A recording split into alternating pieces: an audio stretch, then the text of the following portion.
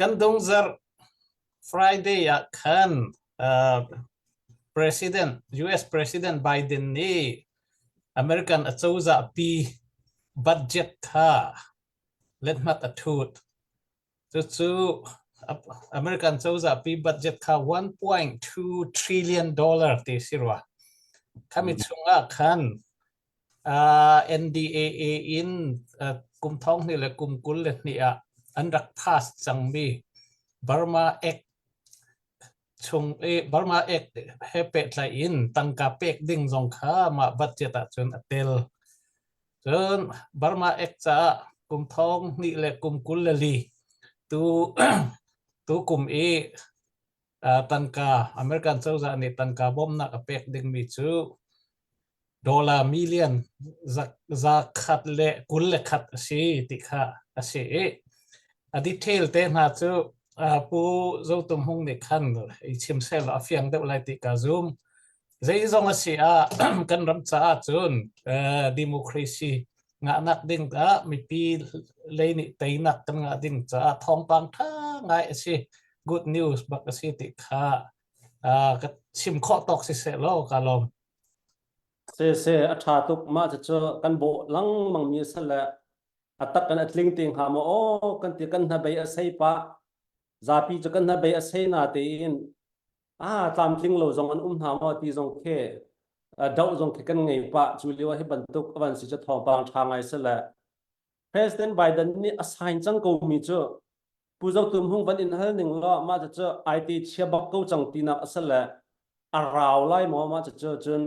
zaitin da kan ma ko ram le zonga zaitin da ma chu phai sa alu ning dan avan site ha ti mi te kha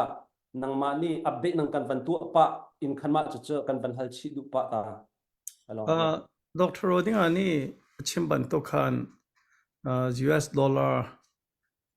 million zale kul khat nak lom lo atui 2024 fiscal year cha ka bom lai tia min sena thu chang kha min sena thu mi kha ama executive order kha asilo ve in congress in arakai mi si law ase upadi se siang hoi ne vun chap ve te salo ka do house ni anchai senate ni anchai ma nuwa chan